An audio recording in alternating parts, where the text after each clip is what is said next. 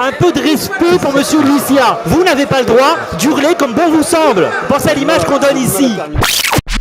Alors c'est je disais, une disposition purement technique, tristement technique, mais l'opposition a voulu, et c'est de bonne guerre, en faire une tribune politique. Donc rappelons certaines réalités justement politiques. Nous reconduisons cette fiscalité, nous la maintenons. Et s'il faut le dire autrement, de façon beaucoup plus triviale, la région Île-de-France n'augmente pas les taxes, n'augmente pas les impôts, n'augmente pas la fiscalité, conformément à nos engagements de campagne.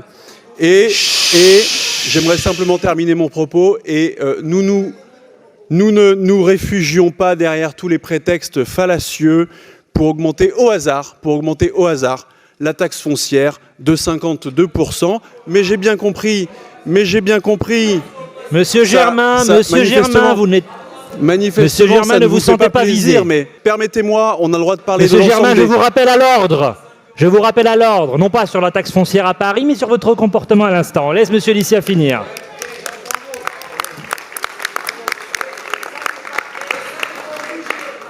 Je sais que la démocratie est parfois douloureuse. On a écouté les orateurs de l'opposition, on écoute maintenant les orateurs de la majorité. Monsieur Trigance, je vous rappelle également à l'ordre. Je vous rappelle à l'ordre avec une inscription au procès verbal. Et je rappellerai alors tous ceux qui s'expriment alors qu'ils n'ont pas la parole. La parole est à monsieur Lysia et à lui seulement. Et monsieur Trigance, je vous rappelle à l'ordre avec une inscription au procès verbal. Monsieur Lysia, je vous laisse poursuivre. Merci monsieur le président de séance. D'ailleurs, je rappelle, parce que c'est marrant quand on parle des Parisiens dans cet hémicycle, on a l'impression qu'il y a une sorte de parisianophobie.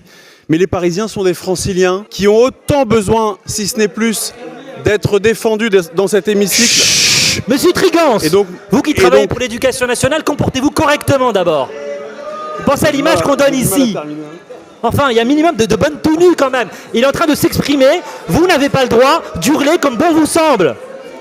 Un peu de respect pour monsieur Lysia. Si tout le monde avait écouté monsieur Lysia...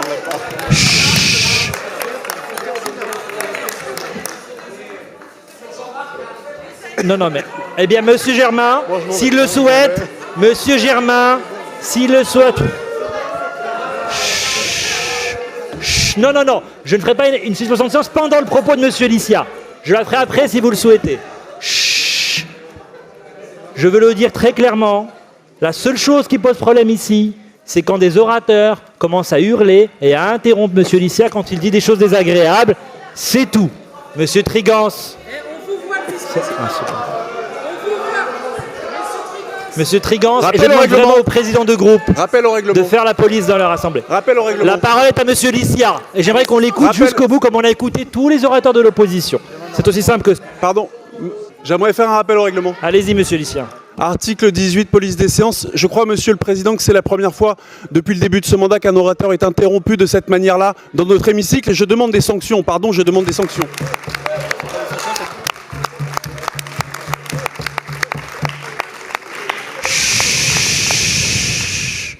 Merci, monsieur le président. J'en étais évidemment, vous l'imaginez, à ma conclusion, mais il semblerait que certaines réalités soient difficiles à entendre pour une partie de l'opposition. Et je peux l'entendre. Mais le message que nous souhaitions passer, du coup, évidemment, nous allons voter cette délibération. Le message que nous souhaitions passer, il est simple, c'est que quand l'argent public est bien géré, quand il n'est pas gaspillé, quand il n'est pas dilapidé, nul besoin de faire les poches de ses administrés. Et donc c'est comme ça qu'en Île-de-France, nous avons réalisé plus de 2 milliards d'euros d'économies pour augmenter nos investissements, de 75% dans les transports, dans les lycées, dans la sécurité, etc., pour créer de nouveaux services aux franciliens. Et tout cela, je le rappelle, sans augmenter ni les impôts, ni les taxes, ni la fiscalité. Je vous remercie.